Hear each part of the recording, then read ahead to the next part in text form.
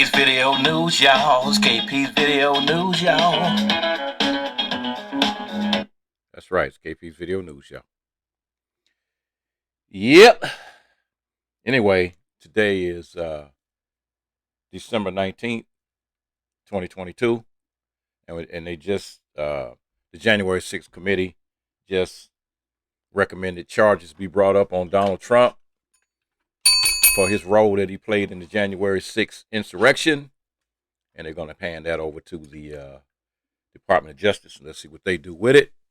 Hopefully they'll do what they're supposed to do. Don't forget, y'all. Don't forget.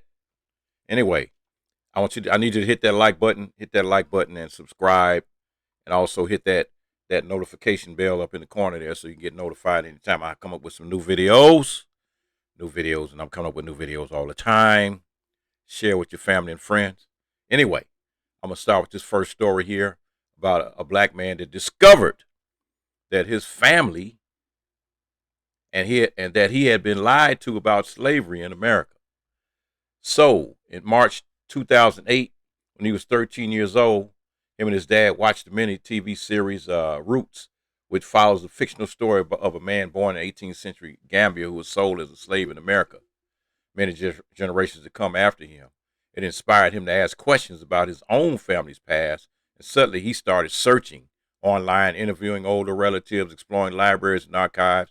Surprisingly, more than half of Americans can't name all four of their own grandparents. And over 20% of black Americans have never looked into their family tree. But as a result of his research, not only could he claim all of his, he can trace his family tree all the way back to the 1790s. He discovered something crucial that contrasts sharply with what many African Americans are taught about history. As students, black people are repeatedly told that we are descendants from slavery and that we were slaves. Most people assume that every black American who lived in the United States before 1870 was a slave. In 1860, 3 years before the Emancipation Proclamation, the United States Federal Census Schedule reported 488,070 free black Americans. That's right, 3 years before the Emancipation Proclamation. True, many might say quasi-free since the African Americans could not vote, but free since they were almost 500,000 of them, roughly 12% of the entire African American population at that time. And Huldah Peck, his great-great-great-great-grandmother on his father's side, was born free in Greenwich, Connecticut in 1836. Her parents, George Peck, a stonemason, and Nancy Felmetta were also free, as Nancy's parents, York and Tamar, the latter born in 1773, 3 years before the U.S. Revolution. And it's striking to think that my father's ancestors were free for nearly a century before the Civil War. Most of his mother's family were enslaved on South Carolina plantations at this time. Learning about this other side, this free side, made me realize that slavery does not fully define my past. And Huldah's children also illustrate the importance of self-reliance and entrepreneurship in the family. Her son, Edward Merritt, born in 1871, worked in real estate at a time when majority of blacks in much of the nation labored as farmers or domestics. His son, John Sherman Merritt, was a homeowner in Greenwich, Connecticut, who also worked 4 jobs to support his young family. John's daughter, Adele Matilda Merritt, enjoyed a privileged Greenwich childhood, complete with charm school, a penchant for photography, and later international travel. Adele's daughter, my grandmother, Joyce Watkins, was a small business owner who settled in Yonkers, New York. Black children grow up believing that their history is a history of slavery. Yep. So Nicole Hannah Jones and the New York Times 1619 Project argued that America's entire history is founded on slavery, and the truth is more complicated, interesting, and nuanced than that. Researching my family's past has been made a sense of belonging to this nation. I'm part of a large story of striving to and success that has built the American dream. All this has empowered me to walk with my head held high, and I hope it inspires others to look beyond the stock narratives of the present and find their own lessons from the past. Yep. And for him, his great-great-grandmother's 100-year-old headstone in Rye Brook, New York, will forever serve as a reminder of her unique status in history. He said a history that he's proud to call his own. Wow. Yeah, that's amazing, man. Glad I found this story. I'm going to make sure I save this story. It's a good one. It's a real good one. Yep. Wow, she was born in 1830, passed away in 1914 at the age of 78 years old. She was born before a free woman, before the Civil War even came along, and before the Emancipation Proclamation. She was already a free black citizen in the United States. Okay, from that aspect of race to this next aspect, Kansas City teachers fired.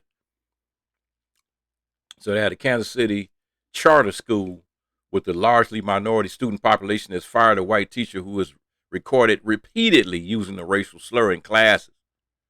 School administrators stated.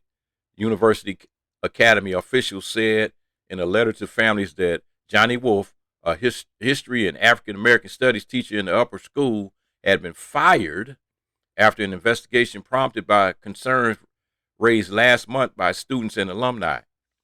University Academy is a public charter school of about 1,100 students. 96% of them are students of color and mostly are black. Several videos and recordings of students confronting Wolf about using the racial slur multiple times were posted, and a black community media platform. In the recordings, he defends his use of the slur, saying that he was speaking in the educational context. What's educational about that? Parents and students and community members then held a town hall to address racism at the school, and Change.org petition was started to demand that Wolf be fired. After an investigation, University Academy officials fired Wolf and committed to taking several steps to improve diversity and racial awareness, according to the letter. The steps included mandatory harassment and discrimination training for staff, plus cultural responsive leadership, training for administrators. University Academy officials say they will also work to increase the racial diversity of the school staff, which is currently 59% white, 39% black, 1% Asian, and 1% Hispanic. Officials said they are using the incident as an opportunity to understand where we have fallen short and have made mistakes, committed to evolve and improve. Our objective is to return the University Academy to a manner that ensures an incident of this nature never occurs again. That's right. Got to do what you got to do, man. Got to do what you have got to do.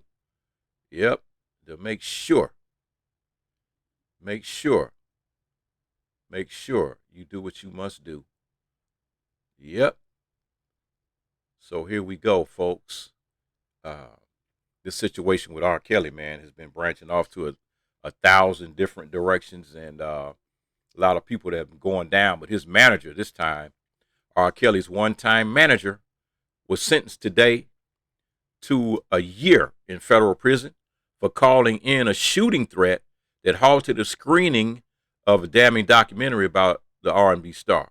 The punishment won't add to the time ex-manager Donald Russell was already set to serve for a different effort to squelch sexual abuse claims against Kelly.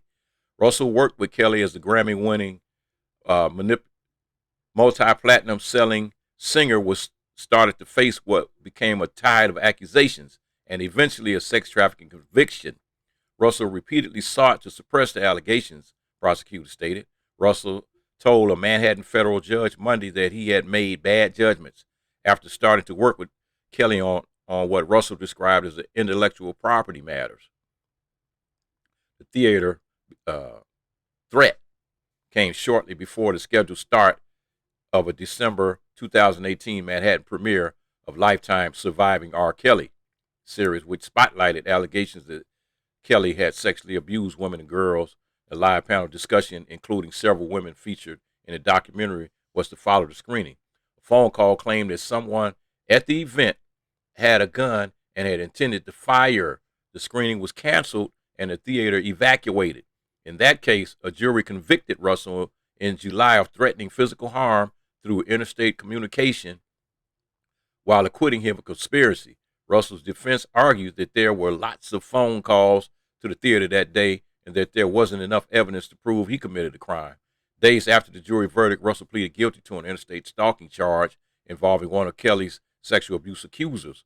A Brooklyn federal judge sentenced Russell last month to 20 months in prison for conduct that included sending threatening messages to the woman and later publishing explicit photos of her online. Russell, 47 years old, is due to turn himself in next year to serve his sentence in both cases simultaneously. Kelly, meanwhile, was sentenced in June to 30 years in prison in this sex trafficking and racketeering case. So here's the next person that's, involved with somebody that's a so-called celebrity. Ayanna Mayweather, 22 years old, has been sentenced to 6 years probation after she pled guilty to aggravated assault with a deadly weapon. And Mayweather, the daughter of famed boxer Floyd Mayweather, received this sentence as part of a plea deal with prosecutors in Harris County, Texas. Mayweather was arrested on April 2020 after stabbing took place at her home of rapper Kentrell Caldon, also known as NBA Youngboy. Mayweather has a child with Caldon, and the victim was 35-year-old woman who also has a child with Caldon. The victim suffered non-life-threatening injuries and recovered from hospital treatment for multiple lacerations on her arm. And it was reported that the incident occurred when Mayweather went to Caldon's house to confront the victim and tell her she was Caldon's fiancée. In the kitchen of that home, Mayweather grabbed 2 knives, which he used to attack the victim. Caldon was once charged with attempted murder in 2017, and he received a suspended 10-year prison term for pleading guilty to a reduced charge of aggravated assault with a firearm. Since then, he has been accused of assault, battery, and kidnapping. Wow, man, why these girls be always hooking up with these? I mean, it's a whole bunch of guys out there, man. I know, you don't like the guys that look like Steve Urkel and all this. You don't like these particular guys. You go after these so-called bad boys all the time. Don't forget, Christmas time is here by Black. But anyway, have some sense. If you see a guy's going back and forth, back and forth, back and forth, back and forth to jail, or if you see a woman that's going back and forth to jail by doing stupid things, ripping people off and keeping up a bunch of confusion, throwing bricks at people's cars and doing all this other stupidity, stay away from them. There's plenty decent people out here in this world. You don't have to be caught up by just dealing with, settling for somebody that's going to eventually one day might even harm you. So, keep on doing it. You want to run after the bad boys and the bad girls, but in the long time, hey, what do bad people reap? Jails, institutions, and death. So if that's what you want to reap, hey, that's up to you. Anyways, KP's Video News. Don't forget to hit that like button on your way out. Don't forget to subscribe, and don't forget to hit that notification bell up in the corner. And hey, have a happy, safe holidays. You got what we got here? 6 days. We got 6 days until Christmas. Yeah, okay. All right, 6 days till Christmas, 7 days until Kwanzaa. And all right, folks, go ahead on and do your thing. Happy holidays, and you know who it is. KP's Video News, y'all. KP's Video That's News, right. y'all. KP's Video News, y'all.